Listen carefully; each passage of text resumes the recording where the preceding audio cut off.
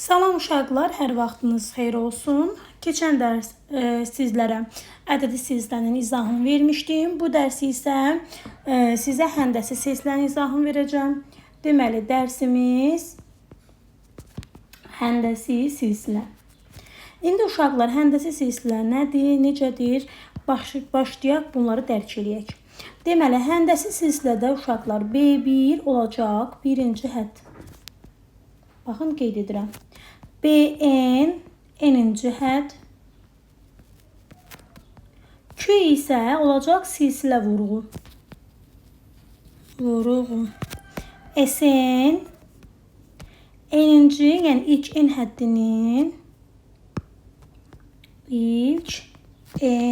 həddinin cəmi deməkdir. Aydın oldu. İndi uşaqlar düsturları qeyd edəcəm burada. Burada əsas məsələ biraz dərk eləmək lazımdır ki, həndəsi silsilə ümumiyyətlə nə deməkdir? Məsələn, silsilə o deməkdir ki, istəyir ədədi olsun, istəyir həndəsi olsun. Onlar müəyyən bir ardıcıllıqla silsilə əmələ gətirir. Ya artır, ya da azalır. Məsəl üçün, dənə qədər artır və ya azalırsa, burada söhbət ədədi silsilədən gedir. Ancaq dəfə qədər artımdan və yaxud da ki, dəfə qədər azalmadan gedirsə söhbət, burada isə həndəsi silsilədən söhbət gedir. Nədir? Məsələn, yazıram 2, 4, 8, 16, belə gedir, düzdürmü? Burada uşaqlar B1-imiz 2-dir.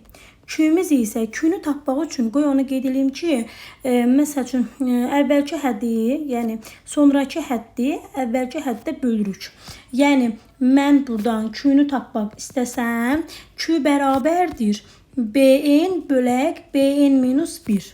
Yəni ki, mən buradan Q-nü tapsam, B2-ni B1-ə bölməliyəm. Və yaxud da ki, B3-ü B2-yə bölməliyəm. Və yaxud da ki, məsələn, B5-i B4-ə və yaxud da ki, B18-i B17-yə bölməliyəm. Belə olan halda 4-ü böləcəm 2-yə, bu da eləyəcək 2. Deməli, mənim burada silsilə vurğum olacaq neçə? 2. Aydındır. Həqiqətən 2 dəfə artıb. Baxın. 4-dən 2-yə 8, 8-dən 16-ya 2 dəfə artıb. Aydın oldu mu? Bu oldu bizim Q-miz, yəni silsilə vurğumuz. Sonra, n-ci həddin düsturu da var. Qoyun onu da qeyd edeyim. B-n bərabərdir. B1 vurulsun Q-nin üstü n-1. Bu nə deməkdir? Göstərəcəm sizə. Tutaq ki, bizdən B5-i tapmağımızı istəyir. Necə tapacaqsınız? B1 vuraq Q-nin üstü, yəni bunun indeksi ilə bunun qüvvətinin cəmi buradakı 5-i verməlidir. Ona görə bura olacaq 4. Aydındır. Yəni B6 bərabərdir B1 vuraq Q-nin üstü 5. B18 bərabərdir B1 vuraq Q-nin üstü 17. Aydındır. Sonra B25 bərabərdir B1 vuraq Q-nin üstü 24. Yəni, belə bir düsturumuz var. Necə ki, ədədi silsilədə bir düstur var idi. Qoy onu qeyd edeyim. Hansı düsturdur? Ardıcıl hədlər veriləndə məşhur düsturlardan biridir. A2 nəyə bərabərdir? A1 üstə gəlsin. A3 bölünsün 2. Yəni, ortadakı hədd kənardakı hədlərin cəminin yarısına bərabərdir. Həndəsi silsilədə də buna toxunuruq. Yəni, B1, B2, B3. Ardıcıl 3 hədd verilərsə, ortadakı həddin kvadratı bərabər olur kənardakıların hasilinə. Yəni, B2 bərabərdir kökün altında B1 vurulsun B3. Nümunə kimi göstərsəm, məsələn, buranı qoyuram 4, buranı qoyuram x, burada qoyuram 16. İndi deyir, x-i tapın. Necə taparam? X-in kvadratı bərabərdir 4 vur 16, x kvadratı 64, x eləyəcək 8. Aydın oldu mu? Bu da belə. Sonra nə ilə tanış edəcəm sizi?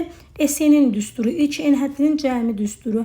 B1 vuraq Q-nin üstü n-1 çıxılsın 1 bölək Q-1.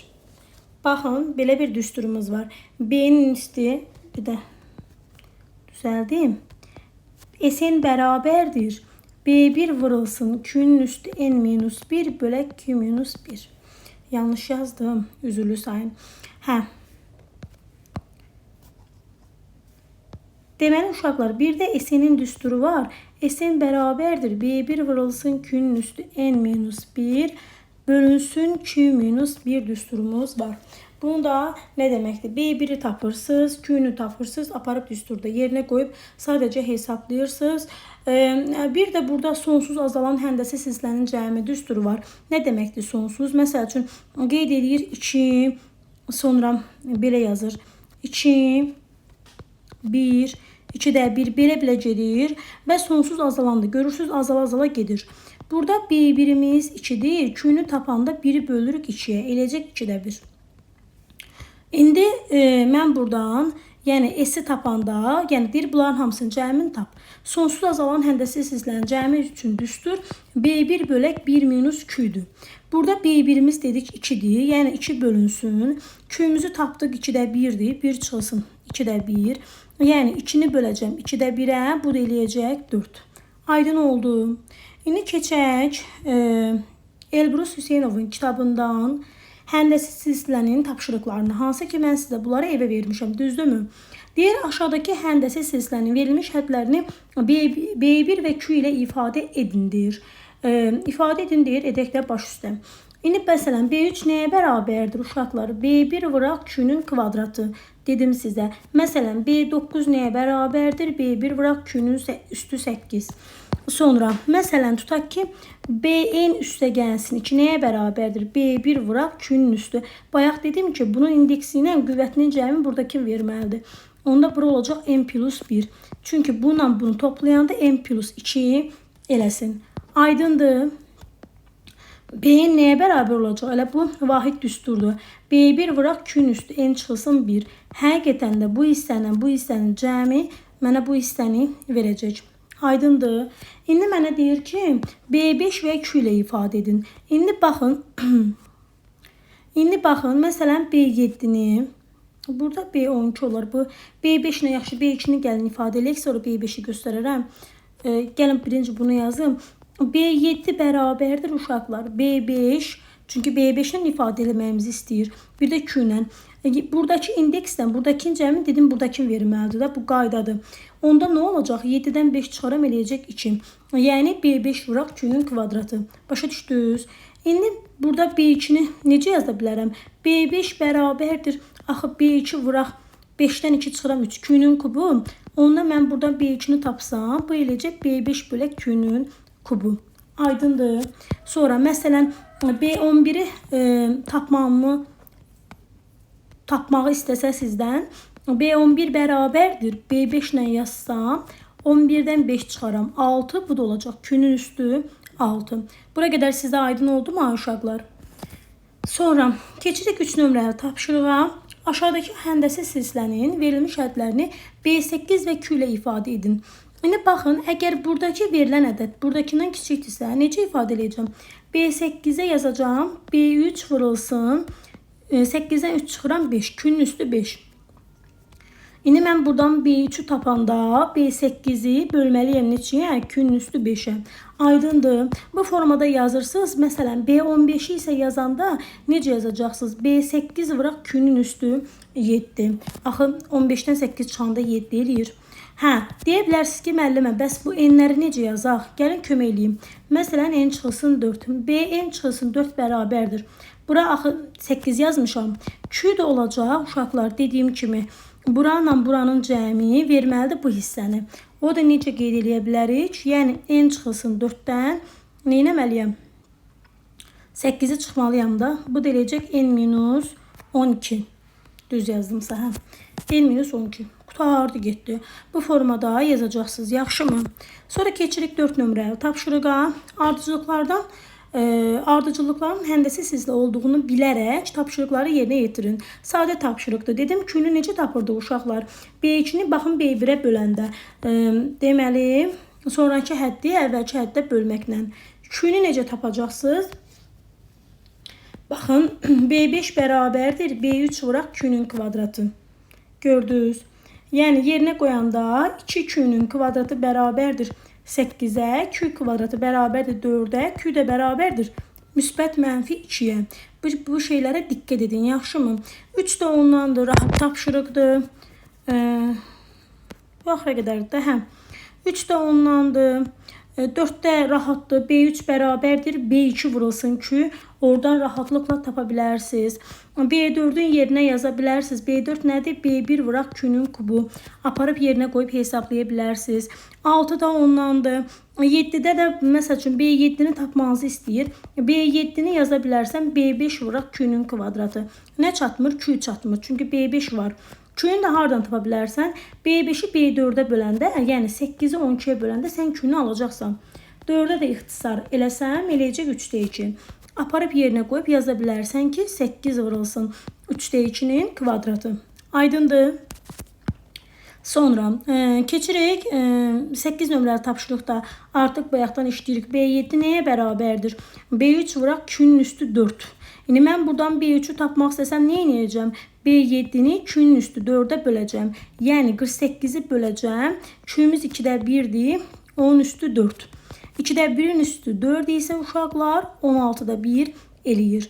Yəni 48'i 16'da 1'ə bölmək, 48'i 16'ya vurmaq deməkdir. Düzdürmü uşaqlar? Sonra keçirik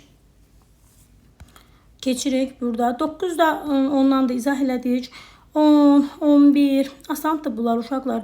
12, 13, 14 bunlar hamısı asandır. 16'ya gəlin baxaq. B7'ni tapmağımızı istəyir. B7, B1 Q-nün üstü 6'dır uşaqlar. B1'imiz 3'dür. Baxın, B1'imiz 3'dür. Bizə Q lazımdır. O da necə tapırdı? Sonraki həddi, yəni 3 kökdə 3'ü. Əvvəlki həddə, yəni 3'ə bölürük. Bu deyəcək kökdə 3. Yəni 3 vurulsun kökdə 3'ün üstü 6. Kökdə 3'ün üstü 6. Bir də yadınızda saxlayın ki, 3 vuraq. Bunun axı 2'dir bunun dərəcəsi. Sadəcə kökdə 2 dərəcə yazılmır. Amma təsəvvür edin. Bununla bu gedir 3. Yəni 2'nin üstü, 3'ün üstü 3 eləyəcək 27. 27'ni də 3'ə nə edəcəksiniz? Vuracaqsınız. Aydındır. Sonra 17'də deyir x, y hasilini tapın. Bayaqları mən sizə dedim ki, x kvadratı nə verəcək bizə uşaqlar? Necə taparıq x kvadratın? 2 vurulsun 4. Eləcək 8. Yəni onda x olacaq. Burada 2 tür yanaşa bilərsiniz. X olacaq 2 kökdə 2. Niyə? Çünki kökün altında 8 eləyir x-imiz. Ondan da 2 kökdə 2 çıxır. Müsbət mənfi ola bilər uşaqlar. Onsuz da siz əgər belə deyim də x kvadratı belə deyək, müsbət götürsəz, əgər x-i, Q-miz mənfi olacaq. Onsa bura müsbət götürsüz, burada avtomatik müsbət olacaq. Mənfi götürsüz, burada mənfi olacaq. Onsuz da hasillər eləyəcək müsbət. Lap x-in müsbət qiymətində 2 kökdə 2. Q-nü tapanda 2 kökdə 2-ni böləcəksiniz, 2 eləyəcək kökdə 2. Aydındır. Onda y-də olacaq. 4'ü kökdə 2'yə vuranda 4 kökdə 2. Qutardı getdi. 2 kökdə 2 ilə 4 kökdə 2'nin hasilini sizdən istəyir. Sonra, yəni bura məsəl üçün mənfi 2 kökdə 2 olsaydı, onda bura olacaq mənfi 4 kökdə 2. Yenə hasili müsbət bir ədəd olacaqdı. Yəni bir fərq olmayacaqdı. O demək istəyirəm.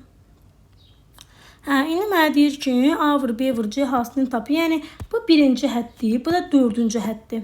B4 nəyə bərabərdir? B1 Q-nün kubu. Yəni yerinə yazaram ki, 2'də 1 Q-nün kubu bərabərdir 8'ə. Q-nün kubu bərabərdir 8'i 2'də 1'ə bölmək, 8'i 2'yə vurmaq deməkdir. 16. İndi heç nə də burada A-nı tapanda nə edəcəm? Q-miz tapanda 3-cü dərəcədən 16. Bu qalacaq belə yerində. Biraz burada qəşəng çıxmır. Burada B1'i bu bunundur. İndi qəşəng vermir uşaqlar. İndi vermir, nə edək də? Yaxşı alınmır. Aparıb verib yoxlaya bilərsiniz. 2'də 1, məsələn A-mız olacaq 3-cü dərəcədən 16. Başa düşdünüz?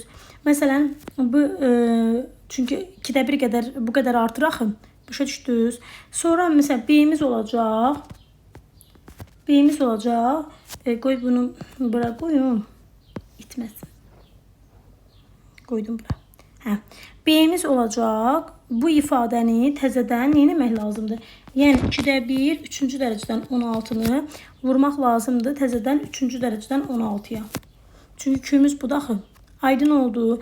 C-mizdə təzədən yenə bu ifadəni təzədən yenə vuracağım 3-cü dərəcədən 16'ya. Bu da oldu C-miz. Daha sonra nə edəcəksiniz? A vurulsun, B vurulsun, C-də 3'ünü də bir-birinə vuracaqsınız. Sonra baxıram görüm. Hə, indi 19-da S-i tapmamızı istəyir.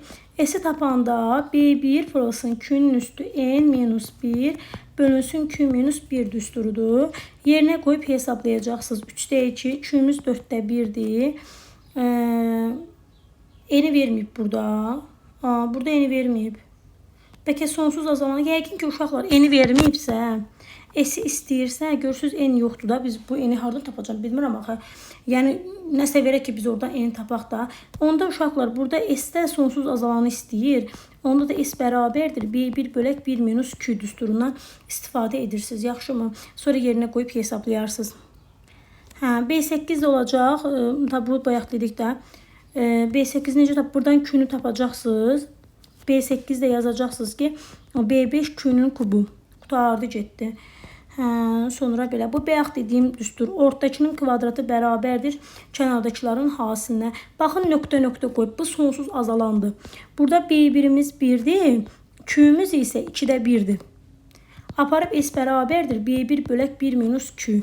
Baxın, 29 da sonsuz azalandı. Görürsünüz. 32'də Q-nü tapacaqsınız. Baxın, bu da sonsuz azalandı. Nöqtə qoyulanlar sonsuz azalanlardır uşaqlar. Yoxlayın həqiqətən. Məsələn, 2'də 1'i 3'də 2'yə bölün. Yəni 2'də 1'i vurun 2'də 3'ə. Eləyəcək 4'də 3. Bir səfərdə 8'də 3'ü 2'də 1'ə bölün. Yəni 8'də 3'ü vurun 1'də 2'yə. Yenə 4'də 3 eləyirsə, uşaqlar, deməli burada həqiqətən yəni Q-miz hər halda bütün hallarda Q-miz 4'də 3'ə bərabərdirsə, onda deməli burada sonsuz azalan həndəsi silsilə var. Q-miz 4'də 3, B1'imiz isə 3'də 2'yə bərabərdir. Aydın oldu. Yazarsınız. Sonra nə edə bilərsiniz? Məsələn, fərqlilər ola bilər. 34 ilə 35 fərqlidir. Necə fərqlidir? Qoy sizə göstəreyim. Məsələn, 34'də 3'də 2'ni 2'yə böləndə eləyəcək 3'də 2 vuraq 2'də 1 eləyəcək 6'da 2. Yəni 3'də 1 eləyəcək. İndi baxın, 3'də 2'ni 9'da 2'yə böləndə 3'də 2 vurulsun 2'də 9. Düzdür? Yox, səhv böldüm. Gözləyin. 9'da 2'ni də 3'də 2'yə böləndə 9'da 2 vurulsun 2'də 3. Yenə 3'də 1 elədi. Yox, burada 3'də 1 elədi. Bunları demirəm. Bu rahatdır. Bu 35'də. Baxın, bu niyə rahatdır? Uşaqlar, sadəcə görürsünüz, hər bir halda Q-sü eynidirsə, B1'imiz 2'dir, Q-miz olacaq 3'də 1. S sonsuz azalanın düsturu 1 bölünsün Q. Yəni B1 bölək 1 bölünsün Q düsturundan istifadə edirsiniz. 35'də isə baxırsınız ki, mən əgər Q-nü tapmaq üçün 3'də 2'ni 5'ə bölsəm, yəni 3'də 2'ni 5'də 1'ə vursam, eləyəcək 15'də 2. Bir səfərdə yenə 3'də 1'i 3'də 2'yə böləndə 3'də 1 vurulsun 2'də 3, cavab eləyir 2'də 1. Burada Q-miz 15'də 2'dir, burada 2'də 1'dir. Görürsünüz, Q-lər fərqlidir. Onda nə edəcəksiniz? Onda təzədən 6'da 1'i böləcəksiniz 3'də 1'ə. 6'da 1'i böləcəksiniz 3'də 1'ə. 6'da 1'i vuracaqsınız 1'də 3'ə. Görəcəksiniz ki, Q elədi 2'də 1. Deməli, buradan sonra Q-lərimiz 2'də 1 eləyir. Ona görə 5'i buradan ayıracaqsınız. 5 üzərinə gəlinsin. Başa düşdünüz? B1'imiz 3'də 1, Q-miz də 2'də 1'dir. S-in düsturu B1 bölək 1 minus Q. Aparıb yerinə qoyub hesablayırsınız. 3'də 1 bölək 1 çıxılsın 2'də 1. Qutardı getdi. Bunu hesabladınız mı? Aldığınız cavabın üzərinə 5'i gəlirsiniz. Yaxşımı ay uşaqlar? Yəni belə tapşırıqlarda, fərqli tapşırıqlarda diqqətli olun və 37 tipli tapşırıqlarda izahını verəcəm sizə. Baxırsınız ki, 5 dənə də düzdürmü? 5 dənə tək sayda olanda əgər ardıcıl verilibsə, bu ortadakı, yəni B3'ün üstü 5 bərabər olacaq 32'də 1'ə. Yəni buradan da 5-ci dərəcədən kök alsam